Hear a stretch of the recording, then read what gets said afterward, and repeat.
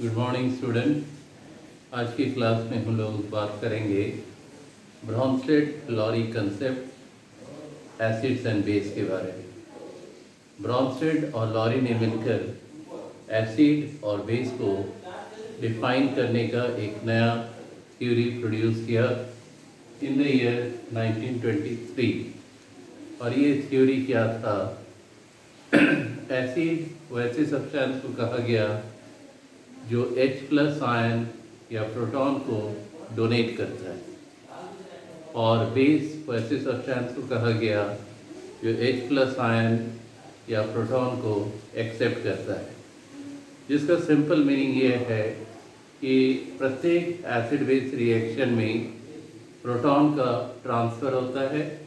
जो प्रोटॉन का ट्रांसफ़र करता है उसको हम एसिड कहते हैं, और जो प्रोटॉन को एक्सेप्ट करता है उसको हम बेस कहते हैं। जैसे एसिड को कह सकते हैं प्रोटॉन या H+ आयन डोनर, बेस को कह सकते हैं प्रोटॉन या H+ आयन एक्सेप्टर। तो इसको डिफाइन भी इस तरीके से कर सकते हैं, the molecule and the molecular ion which having tendency to release H+ ion or proton are said to be as acids, and those which having tendency to gain H+ ion or proton said to be as base। और प्रत्येक acid base reaction reversible process होगा, और acid H+ ion को release करेगा, base H+ ion को gain करेगा। जैसे इस एग्जांपल में HCl plus water reversible sign H3O plus Cl minus, HCl H+ ion को लूज कर Cl माइनस आयन बना रहा है। जिसका मतलब क्या हो गया कि HCl क्या है? एसिड। और H2O H+ आयन को एक्सेप्ट करके H3O प्लस यानी हाइड्रोनियम आयन बना रहा है, तो H2O को हम क्या कहेंगे? बेस। तो जब भी एसिड और बेस के बीच में रिएक्शन होता है तो प्रोटॉन का ट्रांसफ़र होता है, और ये रिएक्शन रिवर्सिबल टाइप होता है according to Bronsted and Lowry concept. दूसरे एग्जाम्पल में देखें, अमोनिया और वाटर के बीच में रिएक्शन बन रहा है अमोनियम आयन और हाइड्रोक्साइड आयन। यहाँ पर NH3 एक H+ आयन को एक्सेप्ट कर NH4+ आयन बना रहा है। तो ये जो है प्रोटॉन का एक्सेप्टर है अमोनिया मॉलिक्यूल, और इसलिए अमोनिया का बिहेवियर बेसिक, और वाटर H+ आयन को रिलीज कर हाइड्रोक्साइड आयन बना रहा है, इसलिए वाटर को हम क्या कहेंगे? एसिड। तो ब्रॉन्स्टेड और लॉरी का जो कंसेप्ट है वो पूरा का पूरा प्रोटॉन ट्रांसफ़र पर बेस करता है। जब भी एसिड बेस रिएक्शन होगा तो एसिड H+ आयन यानी प्रोटॉन का ट्रांसफ़र करेगा या लूज करेगा, और base at the same time उसी H+ आयन या प्रोटॉन को एक्सेप्ट करेगा। इसमें एक और इम्पॉर्टेंट चीज़ ऐड करते हैं, रेडिकल्स, एसिड रेडिकल और बेसिक रेडिकल।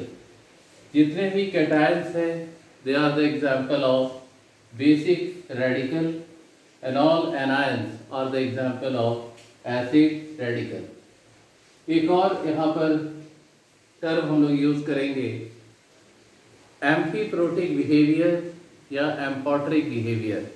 बहुत सारे सब्सटेंस ऐसे होते हैं जो एसिडिक प्रॉपर्टी को भी शो करता है और बेसिक प्रॉपर्टी को भी शो करता है।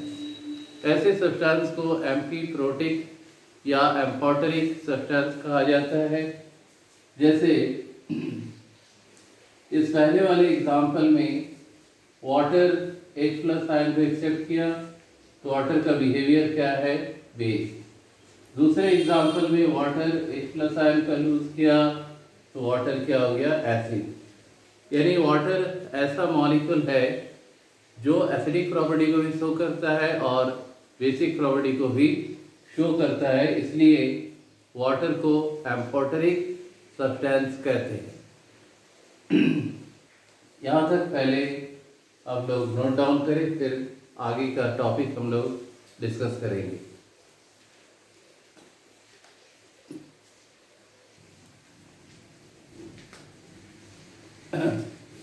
ब्राउनस्टेड-लॉरी कंसेप्ट का बेसिक इंट्रोडक्शन के बाद अब हम लोग इसमें वर्क करेंगे कंजुगेट एसिड बेस पेयर या conjugate base acid pair.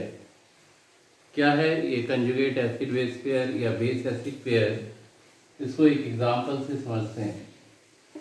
NH3 water के साथ इंटरेक्ट करके NH4 प्लस और OH माइनस आयन को जनरेट करता है।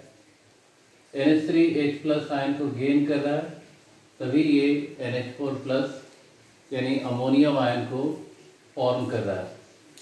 और वाटर H प्लस आयन को लूज करके हाइड्रोक्साइड आयन को जनरेट कर रहा है।